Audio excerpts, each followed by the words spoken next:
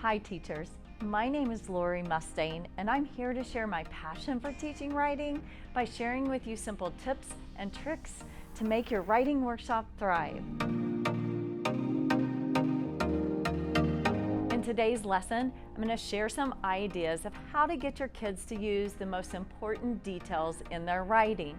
I have a toy dinosaur here, and if I ask my kids how to describe this dinosaur, they most likely would say, I have a brown dinosaur. And if I ask them to add one more detail to that, they most likely would say, I have a small brown dinosaur.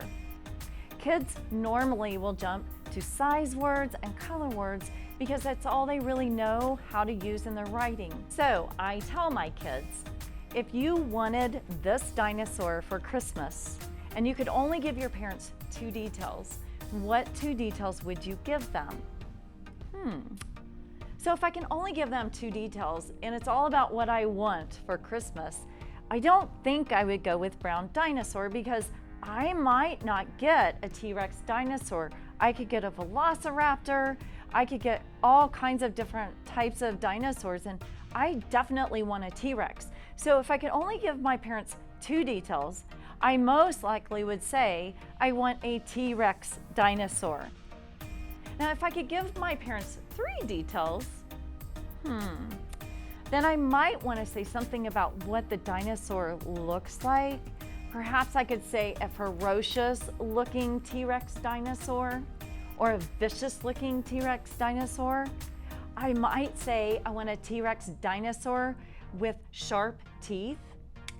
Those are important details for this item. If I only had 3 details, color wouldn't even make the top 3 list. So teachers, I actually brought in a bunch of toys for this lesson. It was very engaging and so much fun. After I did all of the toys though, I moved towards pictures. And actually last week, I put them in peer editing groups. Each group got a different picture. I had them look at the pictures and discuss the important details of each.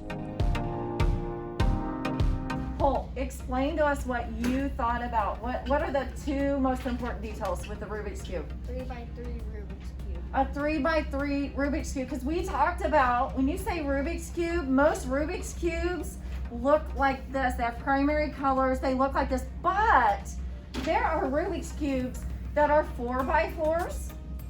There's different sizes of Rubik's Cubes. So Holt came up with a really great idea of calling a 3x3 Rubik's Cube. I love that. If I get caught up on the colors, if I say I want a Rubik's Cube with yellow, blue, red, and green sides, have I wasted details? Yes. I have wasted a ton of details.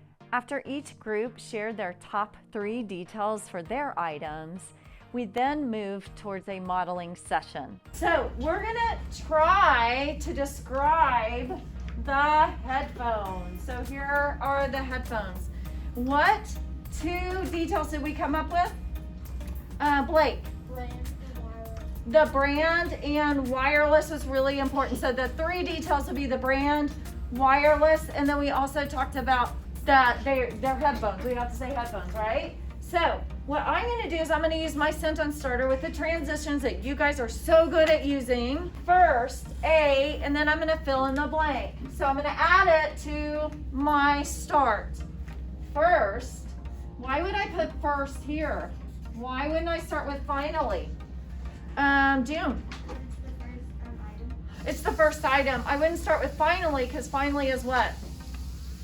It's the last. The last, right? Okay, so first, a pair of, I'm going to say bows, and that's going to be a capital Y. Why would bows be a capital letter? A hill, why? Why would I capitalize bows?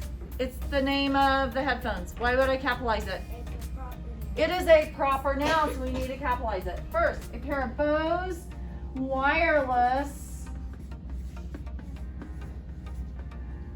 headphones.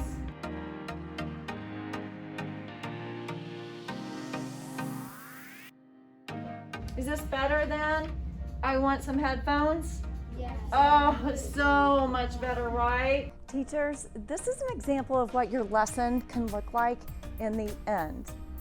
If I had $1 million, I would buy the following items. First, a pair of Bose wireless headphones would be great to listen to my music for hours. Again, I just modeled that, but keep in mind, use these sentence stems to help you move along in your modeling.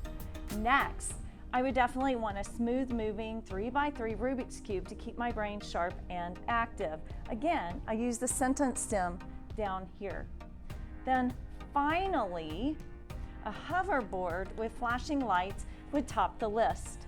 I could use it to travel to my best friend's house down the street. The possibilities are endless with this kind of activity because you can bring other items in. You can do a seasonal activity with this. I hope you're walking away with at least one idea to use in your classroom right away. If you enjoyed this video, be sure to like, subscribe, and comment below. I'll see you next time with some more ideas.